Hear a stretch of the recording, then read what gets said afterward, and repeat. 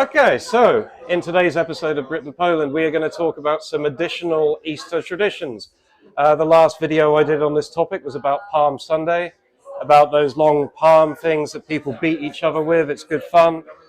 So in this episode, we're going to talk about painting eggs, something that most countries in Europe are quite familiar with, but Poland has its own way. And then later in the episode, we're going to talk about Wet Monday. It's going to be good fun. Everyone's going to get crazy. It's going to be amazing.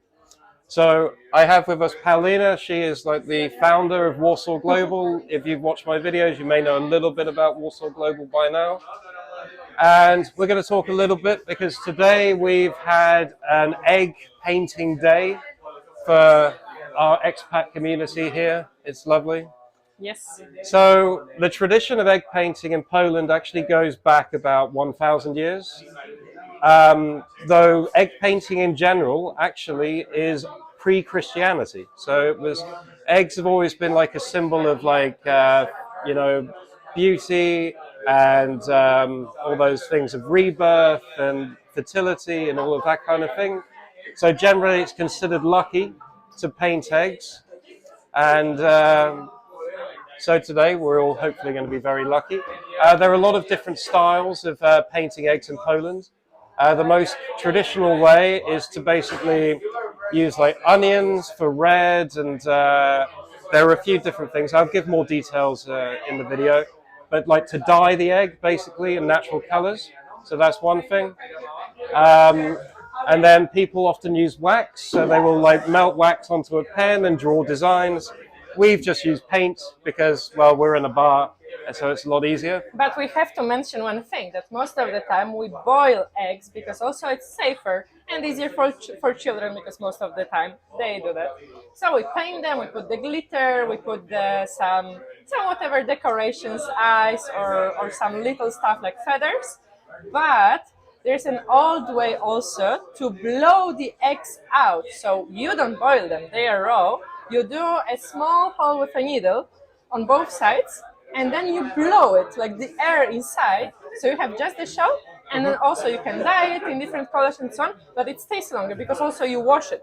So this is like the older way that like our grandmas were doing. And of course, like when I was little, so some years ago, we were doing the boiling eggs and decorating basically. So yeah. Yeah, so thank you, Paulina. So stay tuned. I'll give you a few more factoids and show you a few of the eggs you'll see around Poland.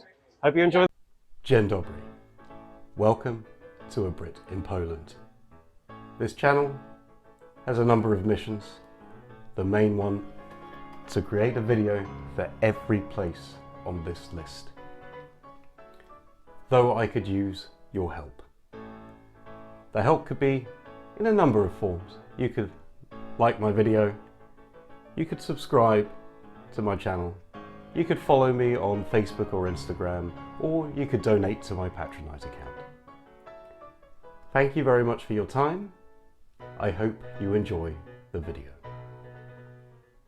So a happy Easter to Ricky and Wojciech, my lovely Patreon subscribers. I hope you've made some eggs of your own.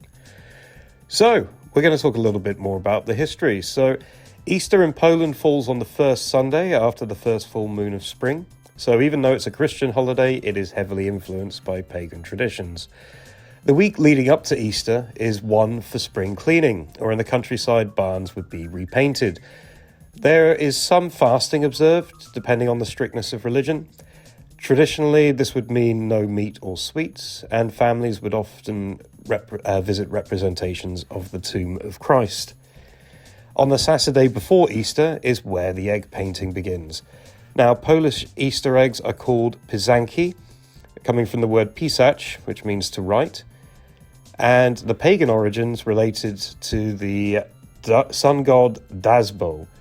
Eggs were decorated with nature symbols and were seen as benevolent talismans, bringing luck and warding off evil. The sun god's favourite animal was the bird, and while people couldn't catch the birds, they could obtain their eggs. So they were seen as magical objects, and in Christian times the practice was adopted to represent the rebirth of Christ instead of nature. There are quite a few different regional techniques for decorating eggs. The oldest is the batik technique, And here is a special pen is used to apply wax, which looks like writing, basically, on the egg. This is then dipped in a solution of colorant with onions used for red, rye sprouts for green, beetroot for pink, apple tree bark for yellow. The wax is removed, leaving a light decoration on the surface of the coloured egg. Evidence for this is actually found from 1,000 years ago, where some decorated eggs were dug up in Ostruvek, though these were made from clay and limestone, hence why they survived. You also have the pickling technique, which is kind of a reverse batik technique, where the egg is actually dyed first, the wax applied, and then pickle is used to remove the colorant from the areas not covered in wax, leaving lovely designs. You have the stylus technique, where basically the eggs are scratched by a stylus to give it a design. And in places like Wowitz, cutouts are glued onto the eggs. Typically, chicken, duck, and goose eggs were used, though ostrich eggs have begun to appear. But you'll also find wooden and styrofoam eggs can be used. And there is a tradition known as egg striking, where traditionally you will battle with your eggs. Think of an early version of Pokemon. And you strike 2 eggs together, and the winner who breaks their opponent's egg gets to keep it and eat it. The winner is also said to get lucky. Traditionally, women would paint eggs, and men were not even allowed into the room where eggs were being decorated. And eggs are also exchanged on Easter Sunday among family and friends to wish everyone good health and prosperity. A girl would show interest in a bachelor by presenting them with a nice painted egg on Easter Monday. We had a little competition, so I'm going to let the people speak about their eggs so that you can see some of the reasoning behind some of the many creative designs we have today. As you can see, we have a lot of modern adaptations as well as some lovely classical designs to show you. And the group had a lot of fun. This was a very popular activity, and we were surprised just how many people were really excited to do this and how seriously they took the whole process. So when I decided to participate in this competition, all I can think about was a cute little panda, and that's why I drew a panda. And what it's going to eat is obviously the bamboo sticks, and that's why we have a lot of bamboo sticks around it. Right? This is to tell everybody that, all the time somebody's seeing you, right? Watch your actions. We don't know, what's there. And so there's darkness and there are eyes. And yeah, these are all energies of life. I love that. I would vote for it.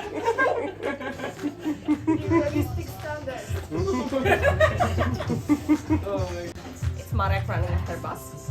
And this one is Harry Potter saying Expelliarmus. The poke egg.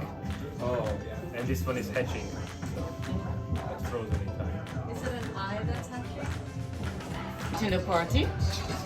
So feeling the vibe of the Easter and mixed of whatever you want to call it, but he doesn't have much hair. no, that's the thing, Glamorous ones with a lot of... Show us more because we cannot see. Thank you. Show it closer to us because we're blind. Nice. Yeah, I saw this.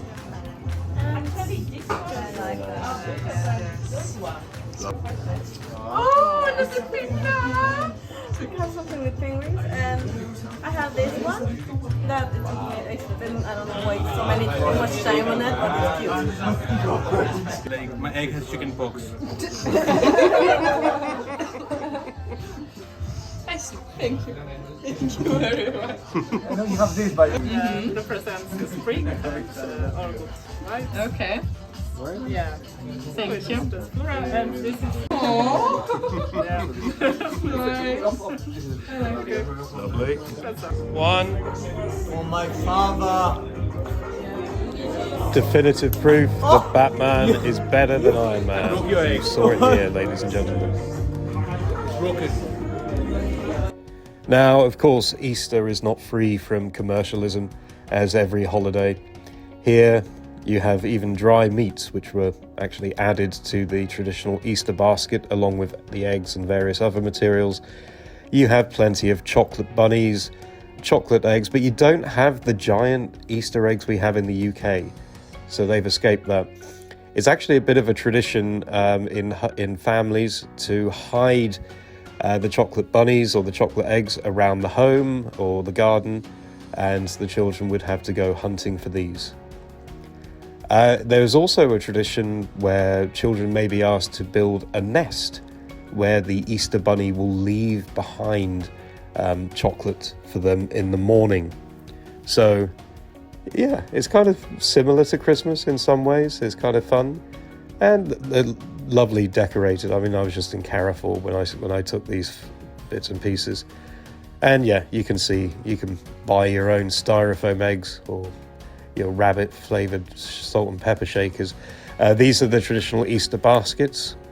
So these would be filled with all kinds of goodies and taken to the church on Easter Saturday to be blessed by a priest. So as I say, you have all kinds of things going in there, but maybe that will be another video. And of course you can buy all kinds of Easter decorations.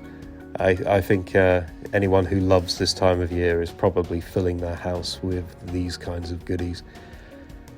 So it shows you cannot escape Easter and commercialism, but it's all good fun. And well, little chicks and things are all very cute. And I love the colour. I mean, it really is a celebration of spring, you have to say. That it's a beautiful, beautiful time of year when you start to see all of the flowers start to come out. So the next section, we're going to prepare for our water fight. So here are some of the goodies on sale. So I only see these come out during Easter. Annoyingly, something went wrong with the audio on this clip, which is frustrating because I'm sure I was saying something very, very interesting. So I'll try and reproduce it. So on Monday, you have a tradition called Schmigus Dingus, or otherwise known as Wet Monday, or for the rest of us, Easter Monday. And it's called Wet Monday because a lot of water is involved, dating back to the 14th century with likely Christian origins going back to the March equinox or the coming of spring, with water being a symbol of life and renewal. Otherwise, the ritual could be associated with the baptism of Poland and the personal baptism of Mieszko I, who was the first ruler of Poland. It is officially mentioned in 1420 when the Pope spoke out against this sinful practice. In the home, families would pour water over children in bed to wake them up, or anyone who is foolish enough to sleep in that day. The tradition is mainly, though, to get girls wet by pouring water on them, throwing buckets of water, throwing girls into a stream or a pond, with the wettest girl said to be the next one to get married. Girls would get wet And the idea on the... is a sorry. one. Okay, stay tuned. Alright. There was some surviving audio. So girls would get wet on the Monday, but would get their revenge on the boys on the Tuesday.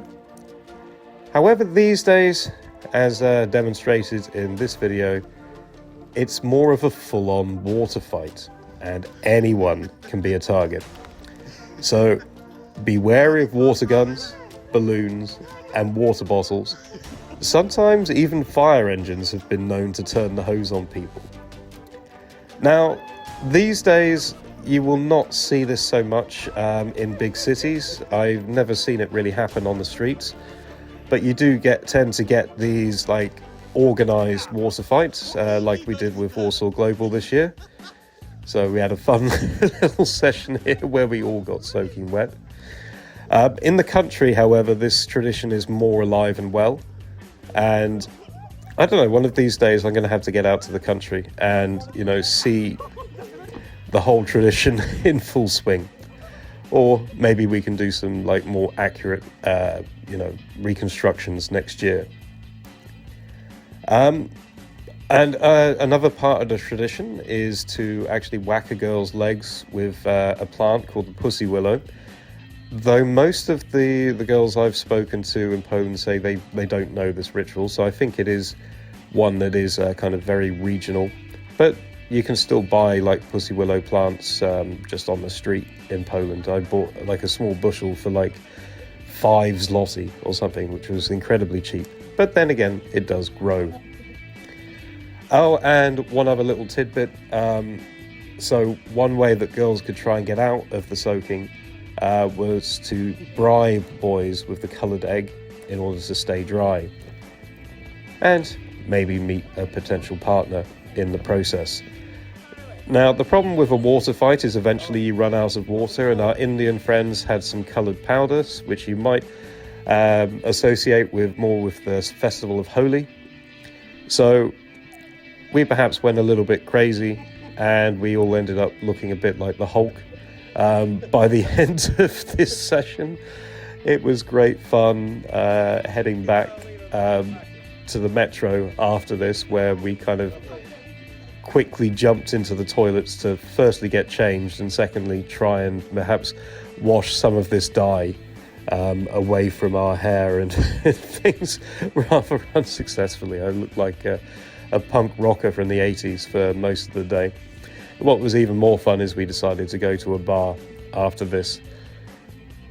But it really was a fun day, really was a fun tradition to take part in, and it's definitely one that I am happy to observe whenever there are people up for it.